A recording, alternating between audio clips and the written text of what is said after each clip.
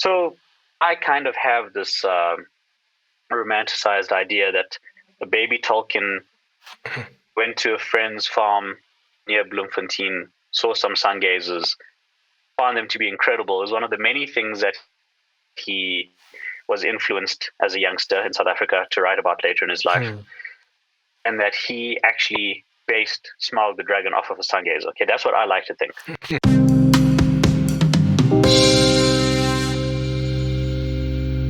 Greetings, fellow explorers, and welcome to the 21st episode of Geekoscopy 101, the podcast that explores the nexus between science, story, wonder, and philosophy with me, your host, Dr. Shivan. And today we're exploring the depths of wildlife photography, nature documentaries, and herpetology with media specialist at Wits University, Shivan Parusnath. All right, welcome to the show, Shivan. How are you doing? I'm great, Janice. Enjoying this extra holiday.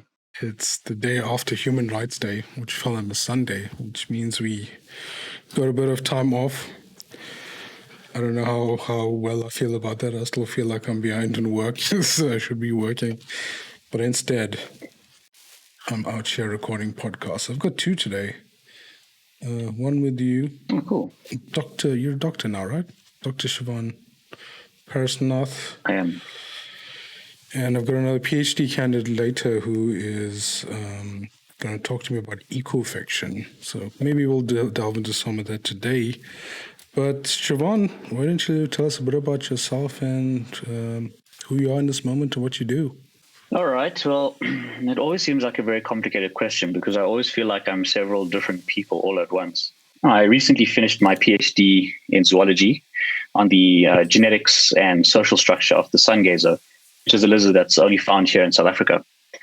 That was a 6-year journey. Along the way, I did many things that took me away from the PhD, such as starting a photography business, getting involved with a National Geographic program called the Young Explorer Leadership and Development Program. I produced a short documentary on sun gazers, and I, as of May last year, started a job at Wits University as a multimedia officer. So that's currently where I'm at. But as I said, it does feel like I'm several different people wrapped up in one body. Yeah, I mean, we all, I suppose, made out of different parts. I don't think anybody these days is so like one track minded where they're only like one thing. They call themselves one thing anymore. I think it's also like partially due to the internet where you're just like exposed to so many different, I suppose, pathways to life that you could choose many different ones. You can teach yourself so many different things. So it's like before, if you wanted to, we recently got a piano here, and it's like before you'd have to go for piano lessons. Now you just YouTube a couple of videos, practice. A few weeks time you're playing piano. With photography, I'm self-taught, so it's like and with digital, there's no real cost after you've bought your camera. So, yeah, my dad says that our generation is called the slasher generation because we have this job / that job. Like everyone's got a job and then a side thing. Yeah, especially with the gig economy, you could always it's actually easy to find gigs as opposed to do various different things. With freelance platforms and, making your own website and own social media pages, marketing yourself. You could be multiple things. My lab at Wits, everyone kind of had their own things going on. There's someone who had an online pet shop. People have all kinds of weird side jobs and stuff while they're studying, that may turn into more than just a side job. Yeah. Yeah, for sure. So Shivan, I think you're a bit different from one of my other guests that we have been like friends for a long time. We didn't do undergrad together necessarily. I don't think so, right? We met up in honors. Is that correct? Yeah, I was a year ahead of you in undergrad, and I didn't get into honors the first time because I was a delinquent. So I had to kind of pick up some extra courses to make up my marks to get into honors. So yeah. Yeah, so we did our honors together. I remember you worked on some gecko, something to do with light and gecko. Yeah, color change in house geckos. Yeah, and I did something to do with light and clownfish. And we worked in the same building. Yeah, that's true. It works in the glass house, but you were in the house part, and I was in the glass part. Did you publish that paper or that work?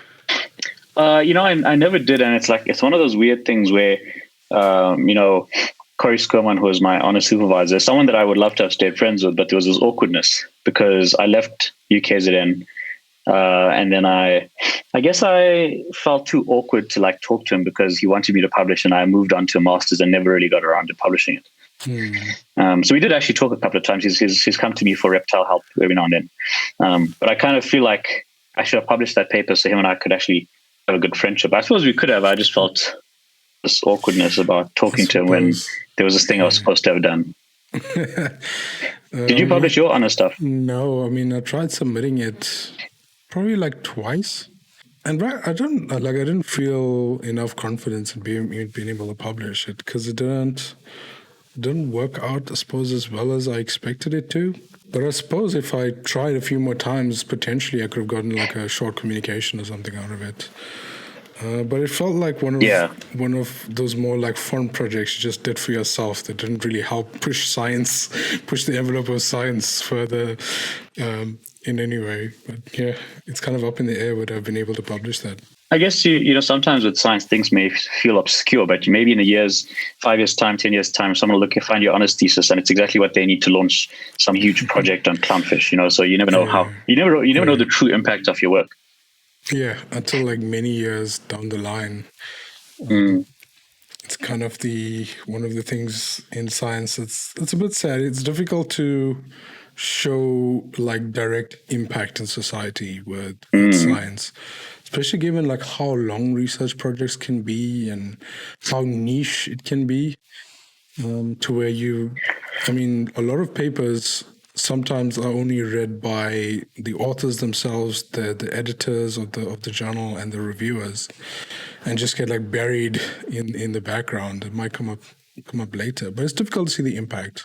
I think especially with a lot of scientific research is what we call blue sky research, where you kind of just you're answering questions for the sake of answering questions and interrogating different aspects of the natural world, and it doesn't mean that your findings have any repercussions. I mean, color change in house geckos is an interesting thing, which the average scientist, average person on the street may be intrigued by it. Does it push science forward? I don't know. Who can answer that question? Yeah, it's difficult for us to say, but you had fun doing it, I suppose. I had fun doing my honors work.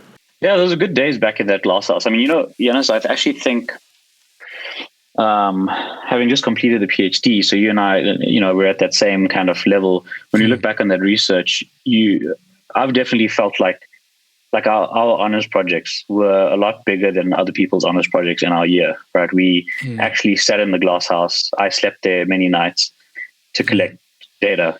Other people had data handed to them. Lab, yeah. We both slept on campus that time.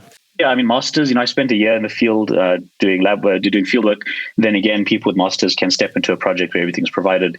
PhD, I spent about 2 years in the field, about 2-3 years in the lab, then the write-up.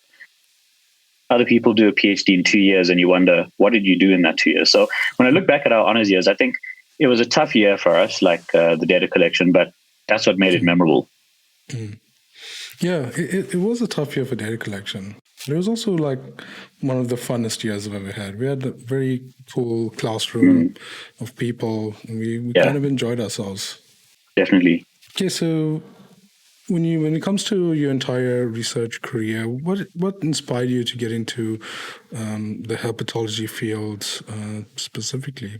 It's something I think about often these days, especially as I get to a stage where I don't have kids, but people around me my age are having kids. Maybe I'll have kids someday in the future. But there's this kind of thought about what happens in the first 3 or 4 years of life for your kid may influence the rest of their life, right?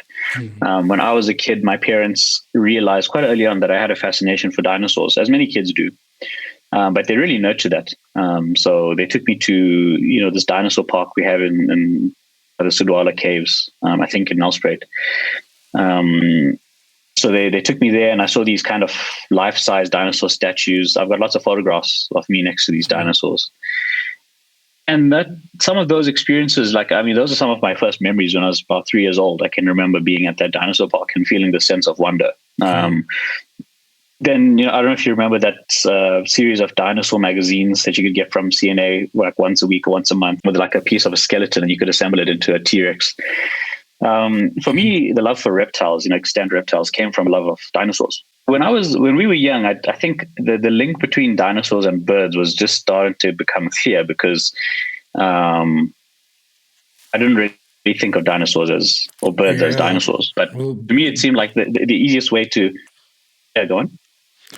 Well, I feel like the link between dinosaurs and birds feels very recent to me, like over the last 10, 20 years, probably not 30 years. I think 30 years, like it was more around like Jurassic Park times and like that was our kind of entry into it and like walking with dinosaurs and stuff. But I don't remember an exact link short of like, pictures of Archaeopteryx. Where now we look at a chicken and we say, oh, that's just a dinosaur.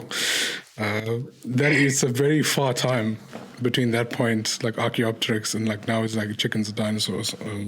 But that's how we think about it. Yeah.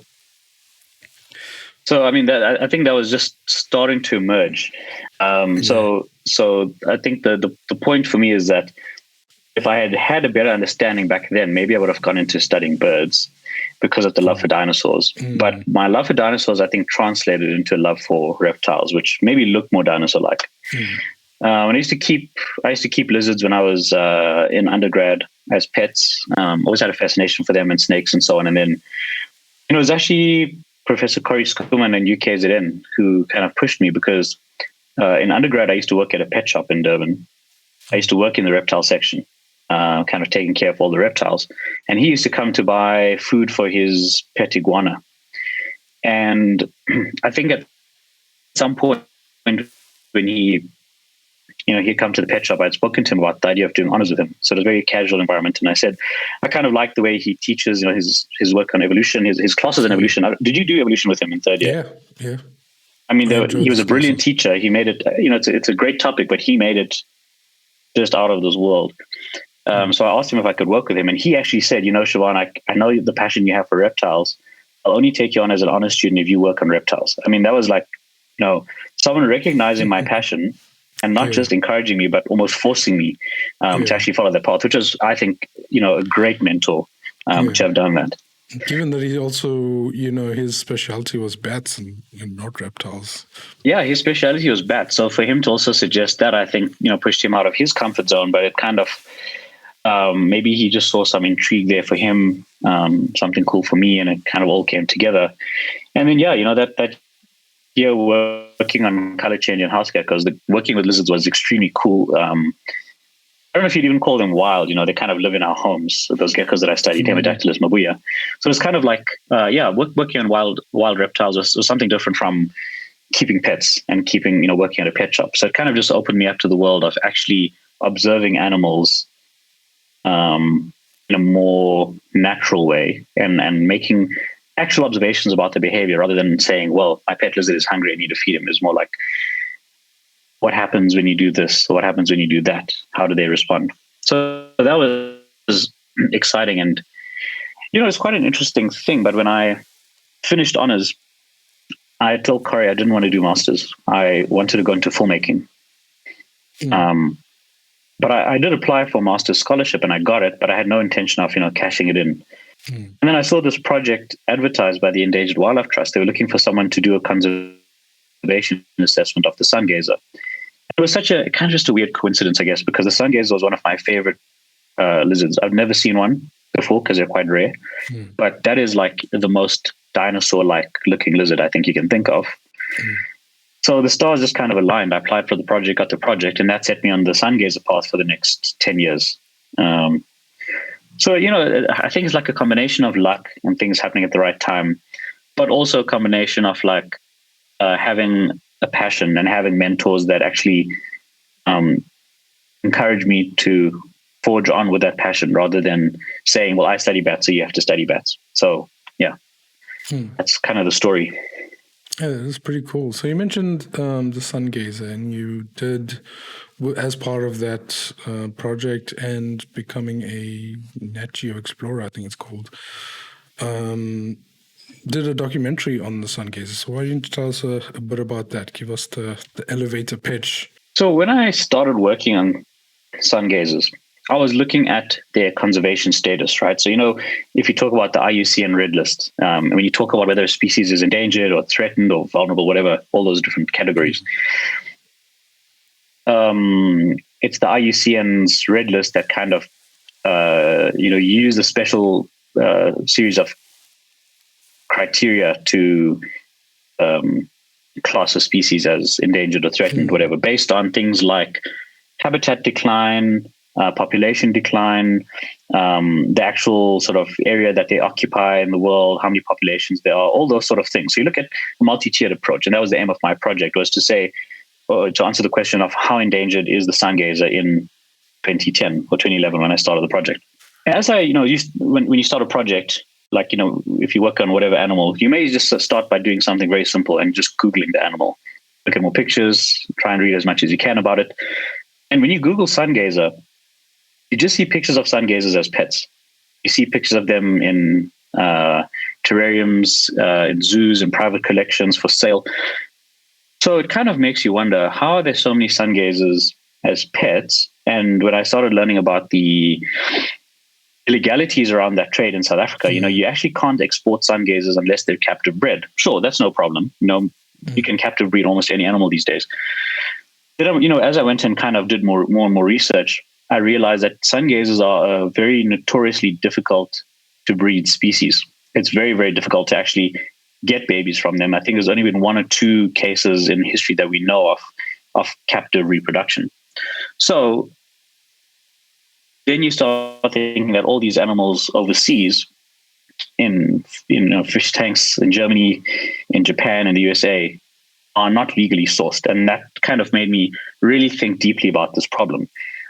Because I was really initially going to look at habitat destruction through, agricultural plowing, urban expansion, roads. So I was kind of going to map, how that has changed over time in the sun gazer distribution. But then I realized that this pet trade issue is quite a big problem. But if you ask the average person on the street anything about wildlife trade, they'll mention elephants, ivory from back in the day when that was a problem. It's not as big of an issue these days. Obviously, rhino horn, pangolins. But people don't realize that the reptile trade, reptiles are the largest, if not one of the largest vertebrate groups on Earth that are being traded illegally at this point, due to the fact that they're ectotherms. So if you keep them kind of cool, they don't move around a lot. Most of them don't make vocalizations. So if you keep one in a pillowcase, put it into your bag, it's not going to raise a lot of commotion. If you do that with a ferret or a bird, it's not going to be as easy. So it's easier to smuggle, essentially. It's much easier to smuggle. You can, and I think the other sad thing is maybe because people don't relate to reptiles as much as they relate to mammals, they're not treated very well when they're smuggled, right? So not a lot of care is given to their well-being. A large number of reptiles die while they're being smuggled. So yeah, there's just kind of that realization that there's this giant illegal reptile trade that people don't talk about. And the sun gazer is just one of many species that's being targeted. So I kind of felt like, as I said, when I finished honors, there was this urge to go into filmmaking because that's something I always wanted to get into. So now I had the story that I felt was a good story to tell. And I thought, here's an opportunity to actually try and work on that. So there was a competition being run by this organization called NUF that I just started in 2017, I think, the Nature, Environment, and Wildlife Filmmaking Congress. And in the first year, they had this competition, which they still run now, called the NUF Pitch. And you can go onto this platform and give as you said, like an elevator pitch about a story you want to tell. So they'll have lots and lots of people pitching. If you're one of the final 4 or final 8, I think, they invite you to the actual Congress. You pitch in front of a live audience, and they pick the top 4 and they give you $50,000 to make a movie.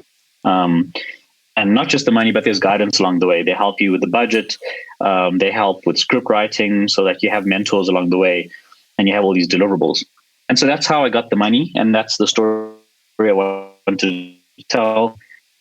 And yeah, that's it. And, there's it was a very cool experience to kind of be on the other side of the lens as well, because I hired a cinematographer named Yanis de Villiers, very talented guy who I had planned initially to shoot the whole thing, but then I felt like I actually needed to tell some of the story. So I was on camera for just a little bit of it. So I had him come in to do the cinematography.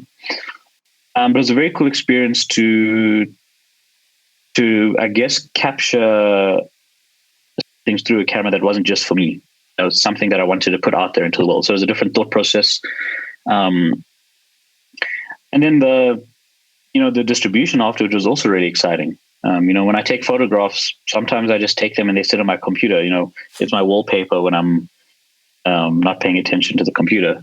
But this movie was so cool because it got into 50/50. It's been entered into a few international film competitions. It's won some awards. So it's kind of gotten out there and people have been watching it. I get a lot of emails and messages on social media, people asking questions or just saying thanks for the film. So yeah, it's been quite a cool experience and something that's made me even more passionate about science communication. For sure. I'll link in the description to your video. I saw it. Well, I think I saw it like a couple of years back. I don't know where, but like recently, I saw it on my YouTube feed. It was a video on Seeker, which I thought was very interesting because Seeker usually has these like like up-to-date, like modern type of problems, like global warming and stuff like that. And then I saw the title, like Sun Gaze. I was like, no, Shivan works on that stuff. How did it end up here? And then like there was an intro that they did, and then they played the documentary, and it was just really cool to see. So speaking about like documentaries and media, like what was different about taking, because you also do wildlife photography as well, making a documentary. How is that different, I suppose, from the type of work that you have to do academically? Like, what do you think are the ups and the downs of each side? When I introduced myself and I said I feel like a few different people, it's when you do something like a PhD, on one hand it requires extreme focus and determination. On the other hand, mine took me 6 years. And so along the way, you do lose some interest, you kind of lose a bit of focus. And so I think, I don't know, for me, it was like there was a lot happening with the sun gazer, and the science of it was just one aspect. There were other aspects to think about as well. There's like the human aspect to the sun gazer, and there's the science aspect. Science is just numbers and figures, and the human aspect is what we think, what we feel, how we think about conserving a species. And I feel like I needed to go beyond the facts and the figures and take it to another level. Yeah, I think it's hard to do both at once, but I also think that as a scientist, you have exposure to some of the best material, some of the best stories. Now that I'm kind of working in this communications field, you're always hungry to see what's going on out there. You want access through people. I get cool opportunities now through this job to go visit people's labs, to go see what they're up to go into the field, to kind of really get behind the scenes. And that's a very cool privilege. But you as a scientist have a privilege yourself. So I think that having the opportunity to make a film while being a scientist was actually a perfect combination, because it also makes me think now about if I were to make a film that wasn't science-based, how would that be different? How would I go about making a fiction, a drama, for instance, or another short movie that has nothing to do with facts? How would I go about that? And yeah, it's quite exciting. I think filmmaking is something that everyone should toy with. Because people have different points of view, people have different perspectives, and everyone's got a story inside. I think that could come out, whether it's about science, whether it's about your own life. So yeah, I think that filmmaking is not an exclusive thing. That's what it taught me. You can take someone that, sure, I had some photography experience. I don't know anything about filmmaking, but I made a film. I suppose it's one of those things that isn't as exclusive as it kind of seems.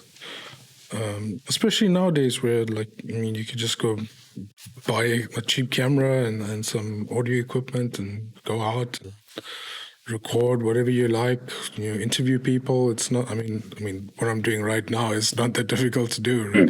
Talking to somebody over the internet and recording it.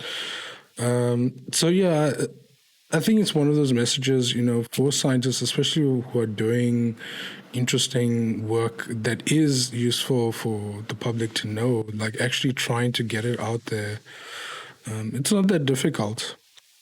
Well, what kind of tips would you have for scientists who are stuck in their labs and in the field and are kind of so focused, but now maybe because of the changing times and tides, might want to communicate their science? Well, what would you tell them? How would you advise them? When I first had film crews coming to film the work that I was doing, I guess you feel that a lot of the stuff you do may be boring, right? But to someone on the outside, some of the graphs you're looking at, some of the programs you're running are actually very interesting and very cool. So sometimes the most mundane aspects of your daily life may be extremely exciting. I'm just, this is a very different example, but I've been watching Breaking Bad again recently, right? So now that's these guys in a meth lab. If you looked at it as a science thing and not as a drug thing, when these guys in the lab cooking meth, so intriguing to see every aspect of what they're doing. But if you're a meth cook, you probably don't think it's particularly exciting. Okay, this is a really bad example. But I think that in the same way, it's a family show, Shivan. On a day-to-day, I think about the stuff I was doing in the lab, right? So I went out and I got hundreds of sun gazer skin samples. Mm-hmm. Then I have to digest them. So you're grinding them up, you're extracting DNA from them, and like seeing hundreds of samples and seeing them being processed and turned into DNA or extracting the DNA, then to see DNA go from a liquid to a code on your screen is incredible. But when you're in it, it's like just a process. You almost become like a robot when you're in the lab. You're like doing this, step by step. It's iterative. Yeah. But to actually record that process is wonderful. I kind of wish that I had made a short video once a week or once a month about what was going on. You had to keep like a lab book, right? So I did that. But if I had just at the start of the week said, okay, this week I'm doing 100 samples of this, going to see how this works. I'm going to try this thing. If I put that all together into a little montage, I think it would be very intriguing and insightful as to how science actually works and to show people outside of science what it's all about. Yes, it can be boring. It can be iterative. Then there are these tiny breakthroughs that just change everything. So I think that if you're a scientist that wants to tell stories or be, get more involved in science communication, whether it's about your work or the work of other people, just think about it from the standpoint of someone walking past on the street. Wouldn't this be cool to them because they've never seen anything like this before? You see it every day, but they haven't. So think about that, how it has an impact. And then, from the technical standpoint, you were talking about like what's available to us today, buying a cheap camera. You don't have to, my 4-year-old iPhone 7 Plus does 4K video, which is beautiful. It does 120 frames slow-mo. It does beautiful audio quality. People have filmed entire movies on their iPhones. So I think just, take photos of everything. People take photos of everything anyway. You take photos of your food, of your cat. Take photos in the lab. Take photos of the stuff you're working on. People will see value in that stuff, even if you don't think it's valuable.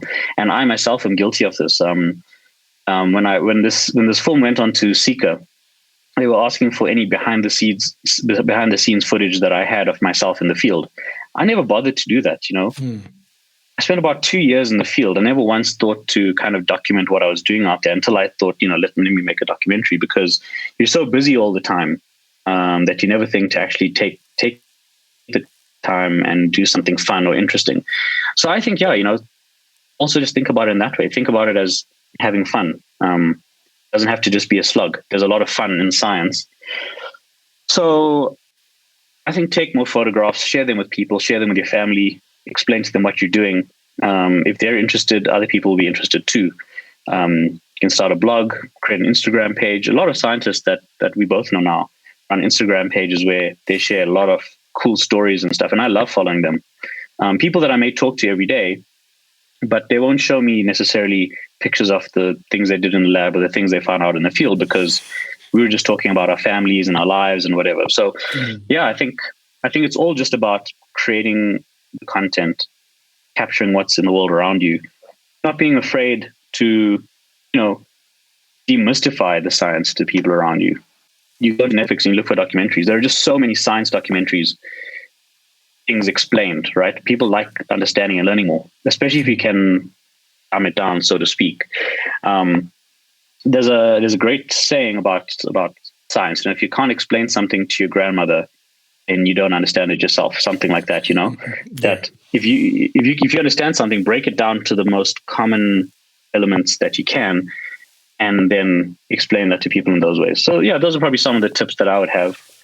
But also, if you're at a university, something that's great is that most universities do have communication departments. You can get your photographs put on the website. You can have your stories put up, any interesting news, updates. University websites are always hungry for this kind of stuff. And I didn't realize that really until the end of my PhD and when I joined this team, that there are so many outlets. And then one final thing on science communication, if you really get into photography and you enjoy it, there are so many science photography competitions where people are desperate to see photographs of what's happening, especially in South African science. And I've entered a couple of competitions, won a couple of competitions, and you see not a lot of people enter them because maybe that they're not taking pictures of their research. So think about that. There's more than just sharing stuff with your friends and family. There are things like competitions where you can actually win some money, get your work out there. Yeah, I'm sure there's a lot more we can talk about. I mean, like at Wits, we've been talking about the idea of starting a science communications club, where any level of scientist, whether you're an undergrad or a tenured professor, can come and just learn and teach about science communication, how to talk about science on radio. And the more you talk about it, the easier it becomes. So like if you get asked to go onto radio to talk about your latest paper, it might seem intimidating. But if you take the time to explain it to your friends and family enough, you tell your mom every week what you're up to in the lab. One day when someone gets you onto a radio show, it's going to be easy to summarize your work. All right, for sure. I suppose in that case, practice comes into it, and I suppose other people will have perspectives they can add to your content creation. In terms of content you might consume in this type of area, what things do you see people who are working in this are doing wrong or can improve in any way? Is that in terms of people maybe who are in filmmaking or in documentary making? Yeah, in documentary making or in photography. What do you think people are generally missing when it comes to communicating science? I would say, as with anything else in life, it's just really putting in effort, because it's one of those things where you might, it's like publishing a paper. You might submit a paper for publication. It doesn't get accepted. You can't give up there. You have to submit to different papers, different journals. Modify the paper for different journals. Take the feedback from the editors and stuff, and keep working on it. I think most things in life that you can get really, really good at are iterative things. You don't just write a paper, make a film, win an award, are you famous? I would say the biggest mistake that maybe beginners make, and I'm quite a beginner myself, is just maybe giving up. I actually tried to give up this documentary.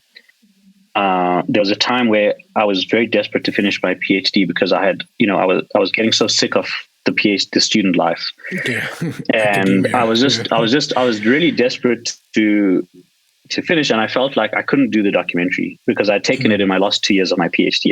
It was silly of me. But when I spoke to the people that are giving me the money, Pragna and Noel from NUF, they said that they'll help me in whatever way that they can. Please don't give up. they really pushed me to carry on with the filmmaking. And I was about to make the mistake of stopping because I felt like there were too many other things going on. I literally took off 1 week from my PhD to film everything. We just did it in a mad rush. We filmed everything. And the editing is a little bit more chilled. It's once you've got the filming done. So I think, block off, like if you feel like you don't have time, then block off time, take some leave, clear your head. Don't try and do everything all at once. If you have a day where you have a day job, you finish at 5, 6 p.m. and you have 2 hours to work on a film. I think that's what I was trying to do, and I could never do it. I think it's great to have a clear time to just work on it, and to just put everything into it. So I think it's really important to just isolate yourself from the world and go really just focus. And I think doing that lets you create a different film, as if from if you were doing lots of little things per day and putting in 1 hour per day. It's like the whole is more than the sum of the parts. So I think that's a nice thing, is to dedicate the time if you have the time. And also, as I said is like, filmmaking is not exclusive. So I think a big mistake that people make is thinking that you have to have top end equipment. You really don't. So don't limit yourself based on what you have. I think there probably are people in South Africa, for instance, that don't have phones that can record decent quality. So I can understand there are some limitations there. But borrow a friend's phone who can do 4K and ask if they can film you for a day or two. If you need to do some stuff. And I think it's just it's all about not being limited. Don't limit yourself. For sure, and I suppose like even if you do have crappy hardware, like there's still other things you can do with it to increase like your skill set. Like if you have a crappy mic or whatever, there are things that you can do to increase the mic quality that you learn, so that when you get a better mic, you can do that and make it even better.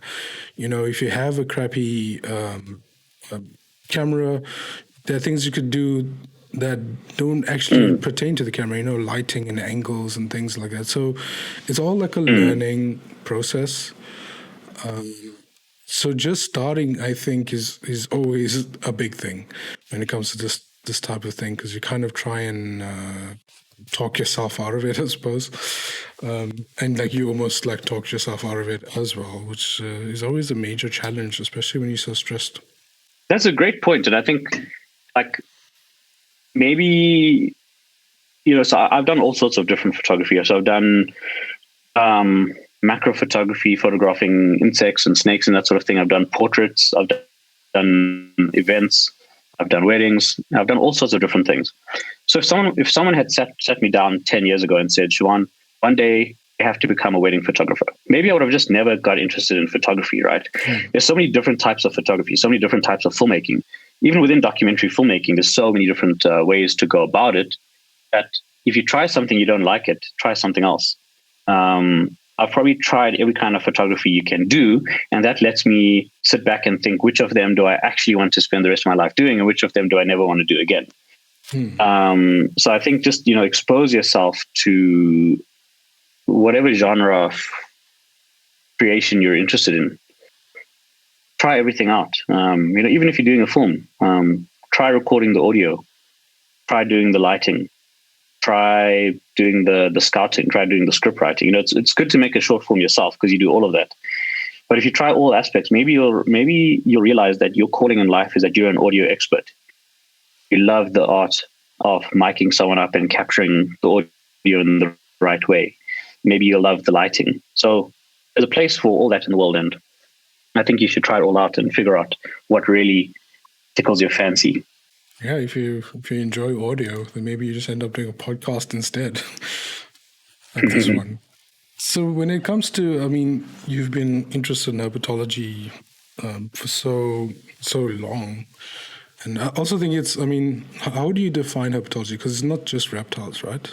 Yeah, a common joke when you are a herpetologist is that people say it sounds like herpes. But I think it's the the family name of mongooses and those sort of animals is Herpestes. And herpetology, that group of animals and herpes all have the same etymology. You know, the word herp or herpy is Latin for like to creep, to linger, to kind of I think creep basically. So herpes is one of those things where if you have herpes, it stays in your body, it creeps around, right? Like it lingers. And if you think about a snake and a mongoose, they kind of move around in a similar kind of way. They're very low slung, kind of. Yeah. So herpetology actually means the study of low slung, creepy animals, basically. And herpetology, as we use it now, pertains to the study of lizards, snakes, reptiles and amphibians, basically. So you could be a herpetologist that specializes on frogs, or crocodiles, or tortoises. What in herpetology you think should be common knowledge to the everyday folk that is just not being taught to them either in school or university? I think that we don't give reptiles and amphibians the attention they deserve, both from the science standpoint and the conservation standpoint. Mm-hmm. So there's this term in science. I don't know if you've heard of taxonomic chauvinism, where if you look at so if you look at any kind of aspect of ecology and you look at birds, mammals, fish, reptiles, for instance, you'll see that reptiles tend to be the most understudied, right? So if you're looking at examples of how, let's say, habitat fragmentation affects different groups, you'll find far fewer studies done on reptiles. And that's because people may have this innate bias against reptiles. People may find them scary. They may find them, maybe they're dangerous. Maybe they're hard to find, which is very true. So one of the challenges of studying reptiles is they are quite difficult to actually find. So I think that because of that, they're underrepresented in science. So I think it's a fascinating group of animals that have so many cool things that we don't know about that are starting to come to light. For instance, one of the things that I discovered in my PhD was that sun gazers they kind of live in families. They have a social structure. So if you think of lizards, you might think of the lone gecko that's crawling on your wall or something. Okay. And sure, some reptiles are like that. They're solitary. But you get a group of reptiles that display this very complex social structure where you'll get pair bonds. So you'll get male and female that stay together for life. You'll get parents that effectively raise their offspring that share homes. So there's all sorts of amazing adaptations that these animals have that are very similar to us. But I think society tends to see them as being, there's reptiles and then there's everything else like mammals and birds. And we're all kind of similar because we're all intelligent and cute and whatever. But the fact is that reptiles are not, reptiles are very diverse. So some of them are, you get your solar animals, you get your family animals, you get tiny animals, you get huge animals. They're one of the most, they cover the world so broadly across all ecosystems. So I just think that if people were to know more about herpetology, or what I would like them to know, is that what you think you know about reptiles is just scratching the surface. And if you do something like study sun gazers for a couple of years, you discover a brand new case of family living in reptiles that we didn't know about on the African continent. So in the same way that when we were young, we didn't necessarily know that link between dinosaurs and birds, and they were just seen as these big lumbering animals. Right now the evidence seems to suggest that dinosaurs were in fact quite fast-moving, warm-blooded animals. In 50 years, maybe I think we'll have a very different perspective of how we see reptiles in terms of things like their sociality. So, I think give reptiles another chance. For sure. Like it actually didn't come to my mind to ever think that reptiles were understudied. I feel like it's not something I think about. But like when I think about it, it's like, yeah, I do hear less about reptiles. Just in mainstream media, and it's not as charismatic as a seal or a dolphin or birds are. Mm. So yeah, that's a good point.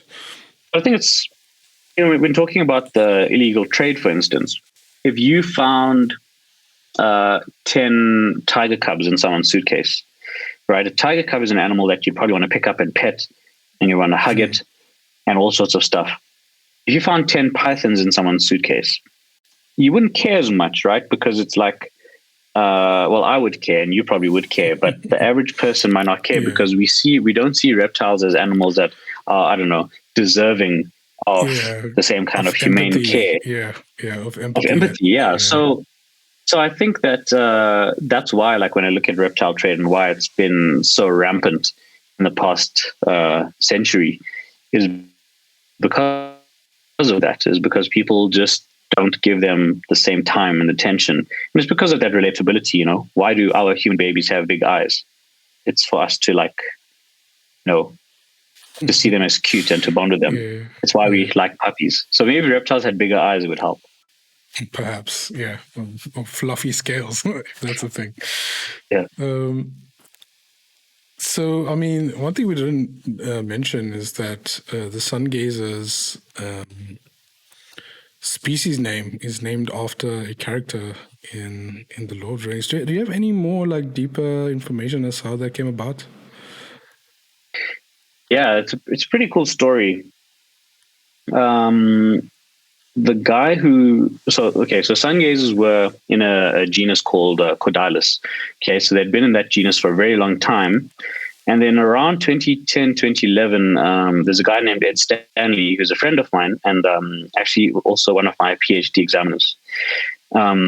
He did a very broad taxonomic revision of the whole Cordylid family. And he found that sun gazers are quite evolutionarily distinct from some of their closest relatives. So there were a few species that were also quite closely related, and then the rest of them were quite distant. So because of the large spikes and the kind of dragon-like appearance, Ed Stanley put them into the novel genus Smaug. So I think there's about 5 or 6 Smaug species. And he actually went into the etymology of that name itself. So it comes from, I think, an Old English word, smugen, which is to fit into a tight space. And sun gazers live in these burrows, right? They're very flat, these flat round burrows that are they're very tight. So there's not much space for anything but a sun gazer to fit in. So if I put my hand in to get one, it's quite a tight thing. So it's actually quite a cool word. And Smaug was the dragon that lived under the mountain, and sun gazers kind of live underground as well. And they were first discovered at the base of the Drakensberg Mountains. That's where, or the foothills as such, that's where they were first discovered. So you can see a lot of parallels between that and Tolkien. But the other more exciting part, and there's a lot of unverified potential facts here that I'll spot out, but a lot of it is conjecture from my side and from us who like to believe this sort of thing. But I think it's quite well known that Tolkien was born in South Africa. I think he was born in Bloemfontein. He left South Africa when he was quite young.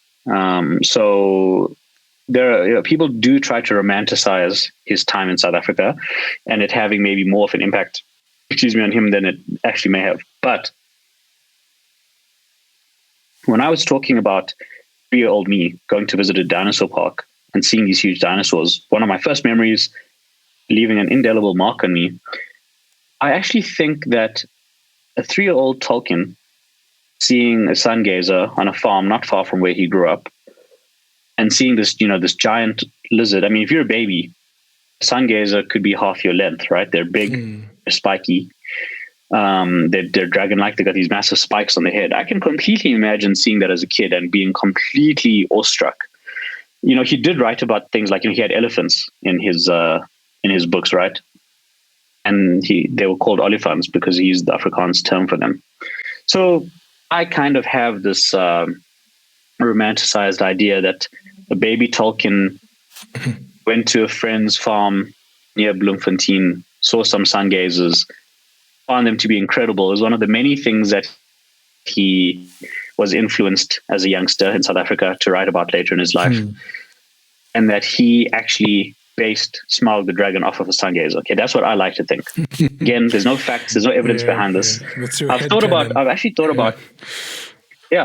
contacting the Tolkien estate to ask, would J.R. Tolkien have ever visited some of the farms where you get sun gazers, some of the areas? Because he was in Bloemfontein, just a few, maybe 100 kilometers south of where you actually get them. So it's not such a far stretch, right? Yeah. So anyways, I think that if that were to have happened, and much later, the sun gazer was given the name based on the dragon, that he may be based off a sun gazer. It's quite a beautiful story. So anyways, that's, take from that what you will. Part of that is real, part of it's in my head. But I think the name has been a pretty cool thing for the species, because you can't talk about the species name and not mention the word Smaug and have the links to Lord of the Rings and The Hobbit, which are very cool attention draws, for the public.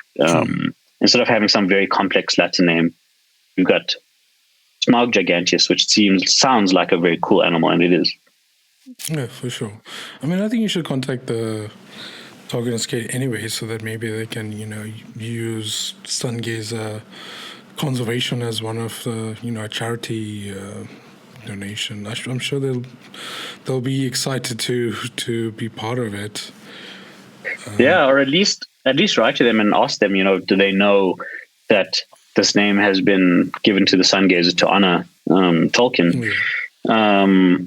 And I actually published the main paper that came from my master's was entitled "The Desolation of Smaug." I've seen it. The human-driven decline of the sun gazer, and it was using that title. And a lot of people have come to me and said, "Wow, what a cool title!" And more than I don't really care about the fact that they think it's a cool title. What I care about is the fact that they saw that and it stayed with them. So they thought about sun gazers, and now it's in their head. So kind of using that kind of what's the word, subliminal messaging to put the sun gazer story into their heads. It's in there, you can't get it out. Yeah, that's a classic scicomm move that you did. So for sure, I mean, that's a very interesting story. That's something new. I didn't know that, but it is I suppose one of those examples of how you can use pop culture to and pop culture references to in your science and as a byproduct of that, for science communication.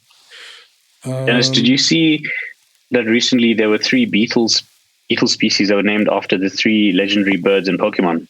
No, I didn't know. I need to send me that link if you have it. I know that there's an enzyme that's named after Pikachu, that's and then I'm sure you must have heard about the Sonic the Hedgehog gene. Yeah, I did. But do they have to rename it? Did they? I think so. I think they had to rename it. I don't think the Sonic stuck. When I was studying it, it was when we learned about it. I think it was still called Sonic the Hedgehog. Yeah. But this whole beetle thing, right? How would the general public know about the naming of 3 new beetle species? But you name them after what are they called? Articuno, was it Zapdos? Zapdos and Moltres. Yeah. Moltres, yeah. So now I've been seeing that article everywhere on the internet. It's hard for me to avoid it. So I think that's a pretty cool. Yeah. I'm pretty sure you might have seen it. I mean, I saw it on IGN first and a couple other places. Okay. Did they say anything do you know why they named it that way?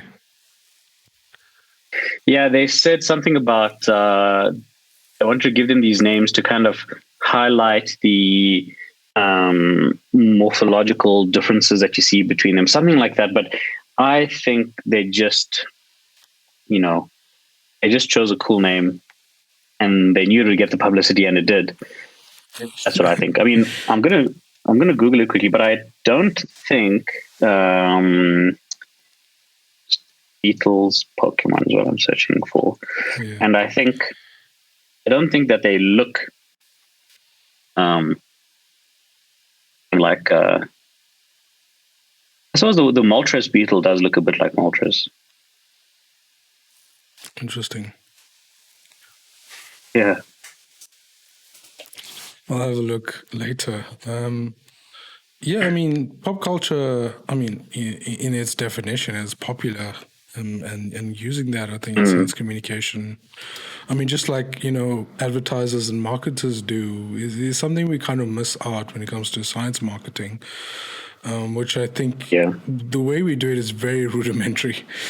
Not to, insult anybody, but it is old, and it tends to not, not stay with culture. Like, it usually takes a while for them to catch up, and by that point it's usually fizzled out, which is kind of sad. But we do have people who are like staying with the times and trying to keep up, and new generations of people who are doing things on, like, TikTok and YouTube and podcasting and whatever. What else do you consume, pop culture, geek culture wise, that maybe influences you in some way, or you think is just fun? Well, I think, we were talking about Jurassic Park earlier.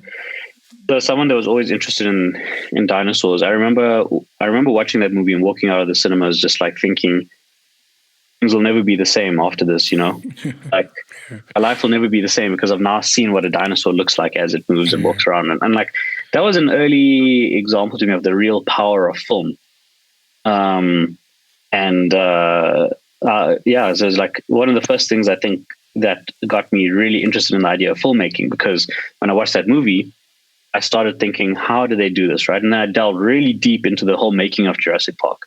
So now I had this idea of, like, one of the first that I ever really had this film, like this real grasp on, and also wanted to understand all the behind the scenes aspects. And so I not just knew what the story, what the science behind the movie, but also how the technical side worked and how they actually made it. So I think that was pretty exciting and really got me into the idea of filmmaking, to the point where when I had finished honors, I wanted to go into filmmaking. So I love watching movies. I mean, that sounds like one of the most basic things you can say, but everyone likes watching movies. But during the last 10 years of masters and PhD, it became a very rare thing for me to go out and watch movies. Watching TV shows even more rare. So I had to be very discerning about what movies I watched. So I became quite selective, I think, and it also kind of felt like I'm not going to watch 5 movies a day or 5 movies a week. I might watch 1 movie a week, 1 movie a month, maybe. So I have to be very, thoughtful about which movie I pick. So I think I became very invested into reading movie reviews in my off time to figure out, like, which are the movies to actually spend my time on. For sure. Then kind of, going and watching movies with friends and having long discussions afterwards, and you're really dissecting things like, how did the score fit the film? How's the cinematography? I think it was good casting. So I think that made me really think so carefully about films. And then also getting into photography, starting my business about 4 years ago now, being behind the camera so much, I would see my style change as I watched different movies. I would see something in a movie and think, well, that's something really cool. The next time I take some portraits, I'm actually going to try and include that aspect of framing or something like that. So movies have a really big impact on my life. And then I showed you this the other day. I've become a collector of toys. Primarily toys that are squishy. So these 2 guys pretty much stay on my desk at the moment. I've got Superman and Captain America. I've got a huge collection now that's just growing. How did you fall into this rabbit hole? That's what I want to know. How did you find this rabbit hole? Again, talking about childhood, I've always enjoyed plasticine, right? So it's like an oil-based clay that never really hardens or dries out. So you can keep it on you and it's always squishy. When I was in school, I'd always have it with me and I'd always be molding something. It started off with me, like, sculpting stuff all the time with a ruler or a pencil, whatever I had, just always making little figures and stuff. And then, like, as I got older, it wasn't all about sculpting. It was more like just having this in your hand to kind of fidget with. I'm very like an antsy person. I always have to be doing something. So it's like having this in my hand, maybe keeps my hand busy. So I'm not doing something else I shouldn't be doing, or maybe it's just like, when you're really focusing on something, you can kind of get some of your energy out doing something like this. And then I discovered, you actually get toys that are squishy, that have the same kind of feel, and they have different fillings, and they have different textures. And there's the idea of the stress ball, right, which is like an old thing. And then in recent times, we've got things like fidget spinners, and it really speaks to the fact that the picture of a person sitting at a school desk with your pen and paper and sitting and writing stuff and learning is really not how kids work and not how humans work. I think I love having these little things of me. So now I've got this whole collection. Since I spoke to you, I've gotten a couple more. I recently got Flash. So he's part of the kind of the Stretch Armstrong. Have you ever heard of Stretch Armstrong? I have, yeah. But mostly because I've seen those videos on YouTube where they like put him in a press, and a hydraulic press, so the string comes out of it. Yeah. So I've been collecting them. So now I've got the Flash Stretch Armstrong. And it's a funny thing when you smell a toy like this, it has this like very synthetic. I don't know what it is, latex or whatever it is, but like. Yeah.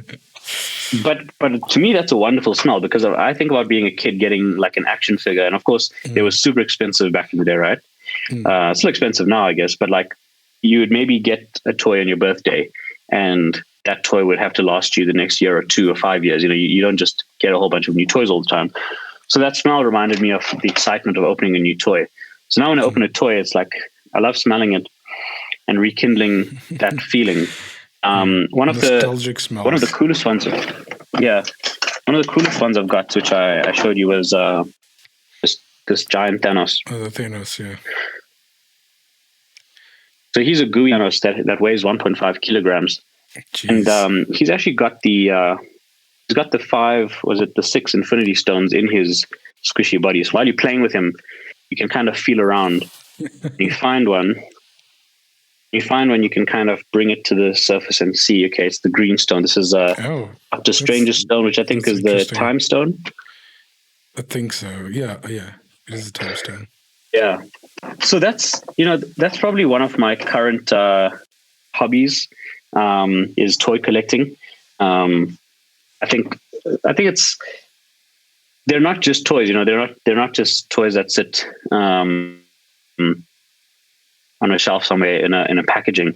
I love actually squishing them, because it's a very fun part of my day to sit. Like, there's an excitement when I sit at my desk every day, because I know I can pick out a new toy from my cupboard and spend the day with them.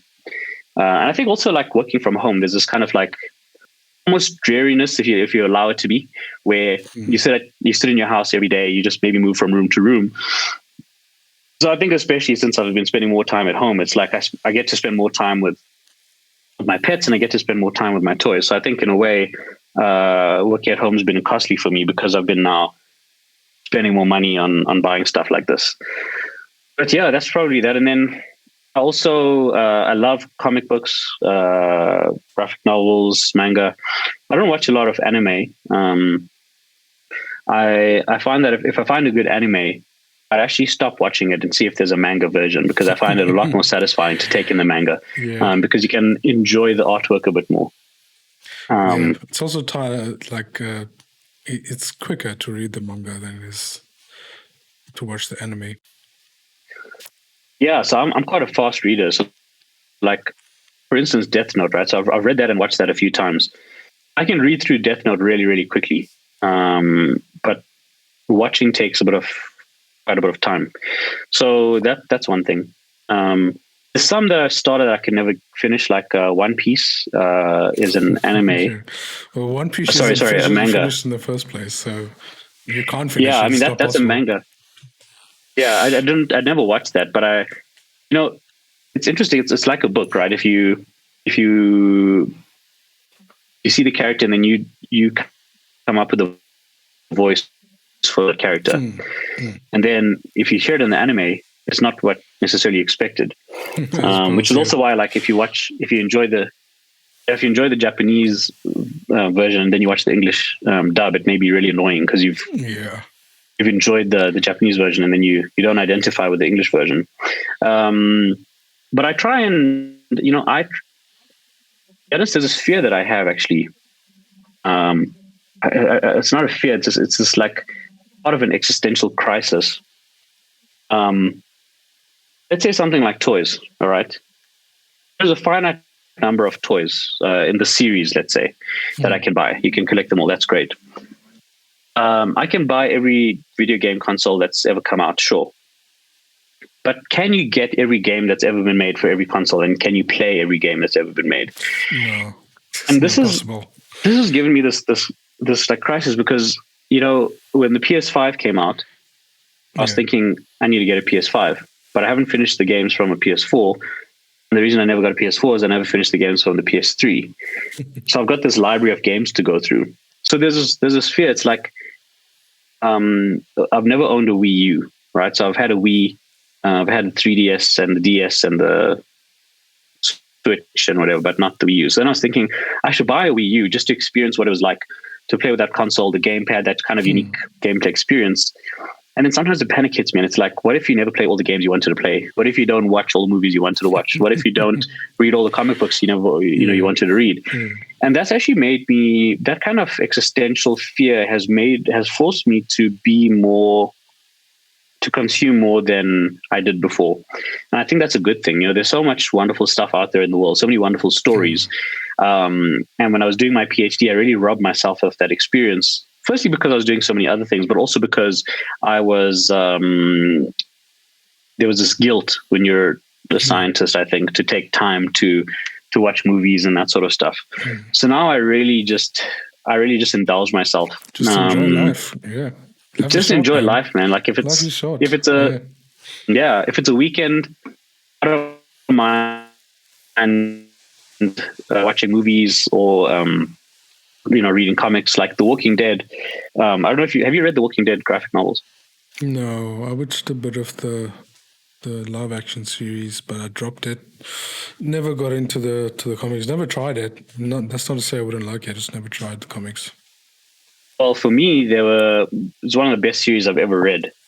And I didn't get into the TV show, but when I watched when I read the comics, I remember that was about a 2-week period, because there are a lot of maybe something like 30 volumes. And I remember that 2-week period, I just didn't touch my PhD. I lay in bed, lay on my couch, eating chocolate, reading The Walking Dead. That's like a good time when I look back and remember. Self-care, self-care. Yeah. So anyways, that's a very long answer to the question, but essentially, I think that dissecting movies and TV shows and looking at the cinematography are really important to me. Collecting toys that have some sort of sensory kind of feel to them that are fun, not just to look at, but to play with, are really cool for me. And then, reading comics, playing video games, kind of whatever's out there, I'm interested in. I want to get into it. And I don't have a favorite. I don't have a favorite console. Well, I do have a favorite console at the moment, but I don't favor consoles or movie studios. Yeah, I'm just I try to just be selective, and you can't play every game that's ever been out there, so you got to pick carefully. I spend a lot of time on Metacritic in the workday, looking at the top 10 games of the last year and thinking which games I'm going to play in which order. More media around the stuff than the actual stuff? Oh yeah, that's crazy. I mean, if I think about Justice League, the Snyder Cut, right? So I watched that a couple of days ago. Since then, I watched hours and hours and hours of YouTube reviews about it. I've read reviews. Last night, for about an hour or two before bed, I was on Twitter just searching for hashtag Snyder Cut just to see what people were saying. So I think there is definitely, when something like this happens, it's like a real monumental moment in our history. Yeah, it's an event. It's an event. Watching it and reading the stuff about it is of the same importance. If you watch this movie in a vacuum, it means nothing. When you watch it with the context and the people talking about it and talking about the same moments you loved is really important. So yeah, I find that to be integral to the experience. Yeah. I'm the same way. I think before I buy any video game, which is I don't think I've spent any money on video games in like a year, but I do like a thorough, look at the reviews, like listen to a spoiler free podcast or something. Right now, Yeah. I just got back into anime, but I realized I didn't want to sit and watch the anime, so I also did the same thing where I just went and got up to date on all of the manga. But now what I'm doing is I just got back into One Piece. I kind of like dropped it for a couple of years. So I was just watching videos about like One Piece theories, because One Piece is such a big story that's convoluted, and there's so many theories. How far did you get into One on. Piece? I'm current. There's like over 1,000 chapters now. Okay. So, yeah, I never got until current day. I didn't have the staying power. I can understand, especially those the first part of the story is a lot of setup and it's very quiet. But things get convoluted more or less like just before halfway through. That's where people are really impressed by the storytelling and the world building. So yeah, unless if you do have the stomach to get past the first few, then only like you get the benefits of what's going on. I may have never even gotten there. Yeah. But in any case, Giannis, did you ever watch? Sorry, not watch. Did you ever read Berserk? I never read Berserk. I watched the anime, the first one. I totally missed the second one because of the CGI, and yeah, I looked at that CGI and I was like, nope. Okay, but so I never got around to reading it. I heard it's really good though. Well, if you're an enjoyer, I mean, if you enjoy art, so sometimes if you get wrapped up in a graphic novel or a comic book, you may just race through it and you don't pay attention to the art. Berserk is a kind of graphic novel you cannot ignore. The artwork is incredible. The first couple of volumes, you see the artist finding his pace. I mean, it's forgetting the guy's name now, but he writes it and illustrates it. That's why it's so that's also an unfinished story. It's ongoing, but that guy has grown so much as an artist that sometimes I'll get to a page and I'll spend a couple of minutes just looking at the page without even reading it because of how incredibly beautiful it is.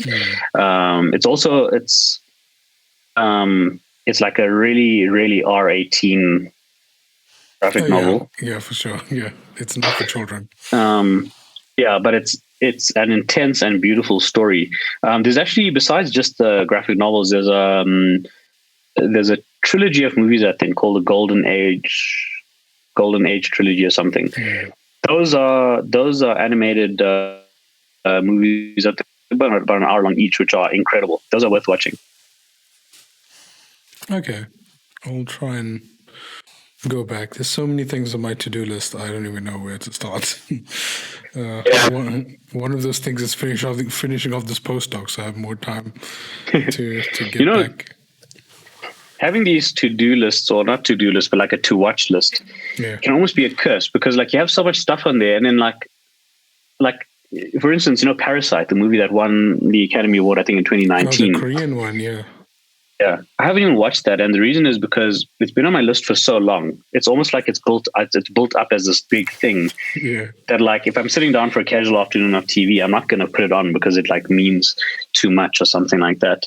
So that's a bit weird for me, but like I kind of have been doing that, like building up these movies and TV shows where I don't even touch them because of how scared I am to get into.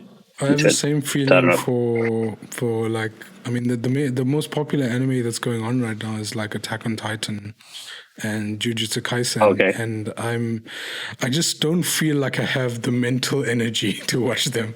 I feel like it's going to need all of this like mental power that I just don't have right now. So I'm just like, I'll wait. Have you read Attack on Titan? I have, yeah. I think I read like 40 chapters before stopping. Okay. Yeah, until like the part I really enjoyed that. Really like political and like it was just blocks of text. Like basically it was a novel in that second part of it. Yeah, but it's a good show and a good story. So, Shivan, we've just spent over an hour chatting about everything from herpetology all the way to Attack on Titan.